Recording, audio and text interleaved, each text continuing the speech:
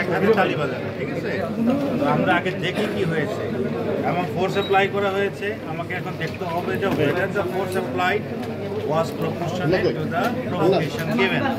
এটাও আমরা দেখব, দেখে তারপর কি হয়েছে আমরা দেখি যে আমার অফিসার ডিসপ্রপোর্শনেট ফোর্স অ্যাপ্লাই করেছে without any rhyme or reason, without any provocation, সেক্ষেত্রে আমার অফিসারের বিরুদ্ধে স্যার এর আগেও মানে ক্যামেরা নিয়ে বিশেষ করে আমরা যে জিসি কনভেনশন সেন্টারে ঘটনা আমি তো মনে করি আমার হঠাৎ করে আজকে দেখি ইলেকট্রনিক মিডিয়া একটা কথা আসলো, গুলশির ওসি ব্যর্থ পরিস্থিতি সামাল দিতে। আমি গুলশির ওসি হলে তো আমার মাথা রক্ত রেখে থাকে। রাত্রে 4টা পর্যন্ত আমি কুলি করলাম, কাজ করলাম, এই ফ্যাসিস্টের লোক ধরলাম। আজকে সকাল 10টার মধ্যে আসলো একজন সাংবাদিক লিখে দিল আমি ব্যর্থ।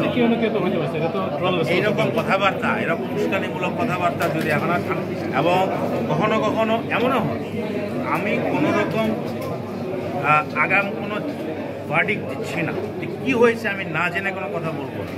তবে কথা হচ্ছে যে কোনো প্রভোকেশন যদি থেকে থাকে তাহলে ঠিক আছে, সেই প্রভোকেশন অনুযায়ী আমার ফোর্স অ্যাপ্লাই করা হয়েছে, প্রপোর্শনেট ছিল কেন এটা আমরা দেখব এবং কেন হয়েছে আমাদের পক্ষ থেকে একটা ইনকোয়ারি পাঠিয়েছে ওখানে, অ্যাডিশনাল কমিশনার গিয়েছে ওখানে।